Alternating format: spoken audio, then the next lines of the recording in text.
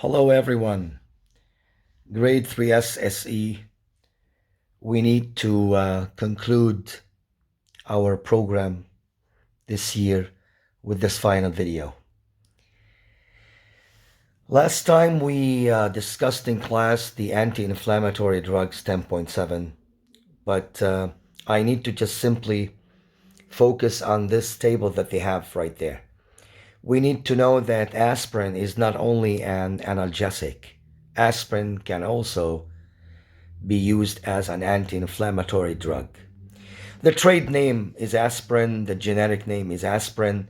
The possible side effects are stomach distress and nausea. Now, when it comes to Advil and Voltaren, those are also anti-inflammatory drugs. And the generic name of the Advil is ibuprofen, and that of Voltaren is diclofenac. Those have the same possible side effects. All I want you to do is just know at least two or three of the possible side effects of those anti-inflammatory. Down below, we already discussed the cortisones and the hydrocortisones and the side effects of the steroidal anti-inflammatory drugs, which are simply related to the cortisones. Now, next thing to underline is section 10.8. It's about the antibiotics. The top of this page. Now, the sentences that I'm reading, they must be underlined, please. Antibiotics are chemicals produced by one microorganism, which is natural antibiotics, or by chemical synthesis to kill or inhibit the growth of other microorganisms. Antibiotics that kill bacteria are called bactericidal, and those that kill fungi are called fungicidal. Examples of commonly used antibiotics include penicillin, streptomycin, and tetracycline. Now, to explain this just a bit, antibiotics are medications taken to kill either bacteria or to kill fungi. Now, those that are used to kill bacteria are called bactericidal, and the ones that are used to kill fungi are called fungicidal. Antibiotics could be natural or they could be synthesized, but we need to know that their main objectives in the body is to kill bacteria or infections caused by the fungi. Now, we've got the next page, part B. We have the broad spectrum and narrow spectrum antibiotics. We need to underline this entire paragraph because it is of such great importance. Antibiotics can be classified into broad spectrum and narrow spectrum antibiotics. Broad spectrum antibiotics are effective against a wide variety of microorganisms, while narrow spectrum antibiotics are effective against a specific microorganism. Physicians usually prescribe a narrow spectrum antibiotic when the invading microorganism is identified, and a broad spectrum antibiotic when the invading microorganism is unknown. Although the use of broad spectrum antibiotics seems to be a logical approach to treat infections, however, their use should be restricted because they might kill some beneficial bacteria such as the intestinal floras. And one of the side effects of the broad spectrum antibiotic is the fact that it can cause diarrhea. Now, let's just elaborate or shed some light on this paragraph. Let's just imagine that a person gets sick by a bacterial infection. Now, if he knows the kind or the type of bacteria, the physician should prescribe a narrow spectrum antibiotic to kill this and only bacteria. On the other hand, if someone gets simply infected by a bacteria with an unknown identity, in this case, you must prescribe to this person general or the broad spectrum antibiotic, which kills all kinds of bacteria. But what are some of the side effects of this? As you know, inside our large intestine, or intestine if you wish, we have beneficial bacteria which plays the role of fermentation in order to simply ferment the food that is being excreted to the outside. This bacteria is, so to speak, the good bacteria. Now, this is beneficial to us because it does a lot of good things to the body, so to speak. It is very, very beneficial because it simply runs the fermentation process, which enables the food to be excreted outside the body, and also by the fermentation process we'll be getting the water back from the the wasted food that needs to be excreted. So in other words, this bacteria is very beneficial. Now, when you take broad spectrum bacteria, chances are, if you just simply continue the medication of the broad spectrum bacteria, antibiotic, you might be killing the beneficial bacteria that live inside your large intestine. Now, part C, they talk about the resistance of bacteria to antibiotics. As we all know, that the bacteria is a living organism, but different from us.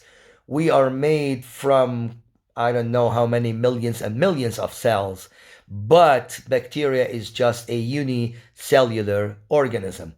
Now, the title here says bacteria resistant to antibiotics. Yes, ladies and gentlemen, bacteria can simply establish some kind of resistance against antibiotics. That's why when someone gets sick with a bacterial infection, it is very much advisable for this person to just take it easy and not take medication right away, to enable the immune system to simply rise up to the occasion and try to identify the bacteria in order to simply destroy the bacteria and have some kind of resistance against it. But when you take way too many antibiotics at first hand, then you're not enabling your immune system to react to this bacteria, and the bacteria will simply have a kind of resistance to this medication, allowing this medication to have very or no effect on the bacteria. So to underline right here, we should start by underlining bacteria have been proven to develop resistance to antibiotics. Bacteria resistance to antibiotics can be natural or acquired. Let's go down to the middle paragraph. It starts with, some resistant bacteria have the capacity to produce enzymes which modify or break the molecules of the antibiotic and render it inactive. This was explained by me. The bacteria, because it's an organism, it has the capacity to produce certain enzymes or chemicals that will simply destroy the antibiotic and just make the antibiotic absolutely, or to the minimum to speak, ineffective on this bacteria. Now, the next thing to underline, in other cases, the bacteria are capable of growing in the presence of the unmodified antibiotic. In such case, the bacteria either modify their permeability to the antibiotic or change the structure of their site of action so that the antibiotic will not be able to kill them, or they acquire a state of tolerance. Now, let me just explain this using the example of the key and the chain or the lock to open. As we know, every lock needs a specific key to open it. Now, let's just imagine that the antibiotic is the key and the lock is the bacteria. Now, if the bacteria can just modify the portion of it or the surface in which the key, which is the antibiotic, needs to be inserted in to simply destroy the bacteria. If the bacteria can change or modify this structure, then it can live in the region where we have the antibiotics, and the antibiotics will have no effect on the bacteria simply because it just made some modification on its surface which will disable the antibiotic to be effective on it. In this case, the bacteria can co-live with the antibiotic and the antibiotic will not have any effect on the bacteria. So to just recap, let me just use the example I used earlier. Use a key and a lock. Every lock has one and only one key to open it. You gotta just use this analogy to comprehend the fact that the bacteria is just like the lock, and the key is just like the antibiotic. Now, if you change the surface in which you insert the key right into the lock, the key cannot open the lock, therefore it becomes useless. Now, when the bacteria can change that site on which the antibiotic can act on it to destroy it, then the antibiotic will not be able to simply identify the bacteria, and that would just simply totally, let's just say, deactivates the antibiotic versus the bacteria. Now, moving on to the next slide, we've got 10.9, the tranquilizers. Tranquilizers are substances used to sedate without inducing sleep. They are used to relieve anxiety, excitement, and restlessness. So when someone just gets so upset and so mad and angry, and they start to shiver, their hands starts to shiver, they want to fight, they just want to simply uprise their souls and do something, they are in a total state of anxiety. What they need to do is simply to calm down. Now, here's the job of the tranquilizer. Tranquilizers are simply substances used to sedate. The meaning of the verb sedate is to just simply cool down, to have the person relax, but without inducing sleep. It cannot force the person to fall asleep, but it would just simply soothe his nerves and his nervous system so that he can just simply overcome the anxiety. Now, this is all we need to know about the tranquilizers. Down below, I'm really sorry for the red marking on it. You need to take some examples on the tranquilizers. We've got Valium and we've got Librium. You don't need to know the generic name. Those are two examples of one of the most dealt with tranquilizers, Valium and Librium. Now, the overdose effect, you need to just simply know two or maximum three of the side effects of the overdose of those medicine. Now, we need to conclude. We reached 10.10, the antidepressants. Now, the antidepressants are drugs used for treating depression. Typical symptoms of depression include continuous sadness, loss of interest and pleasure in activities, crying spells, and feeling guilt, worthless, and absolutely hopelessness. Now, the possible overdose effects of the barbiturates, which is one of the greatest antidepressant, are unconsciousness, coma, respiratory paralysis, and death. Antidepressants, as we all know, we live right now in a very upbeat world, and depression has just become one of the most dealt with and talked about and discussed diseases that is inflicting a lot of people.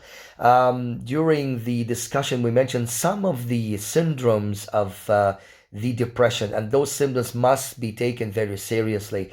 We cannot just simply bypass those and not just consider them.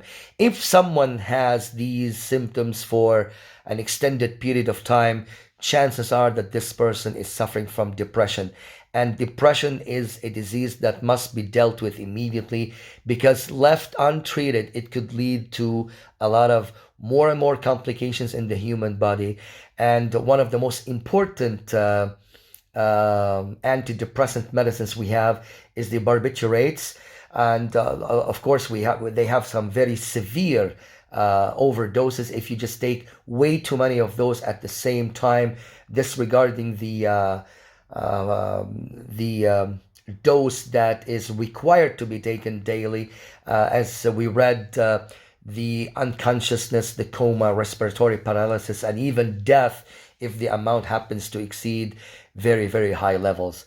Ladies and gentlemen, great students of the 3S SE program, at this point we have just concluded our curriculum for this year. All I want you to do, once you study the last sections of the pharmaceutical drugs, I want you to go back to the previous chapters, the ones that dealt with the food chemistry. You got to review all of the concepts, things that we underline in the book, starting from the carbohydrates into lipids, into proteins, the minerals and the vitamins, the food diet, the energy value of food.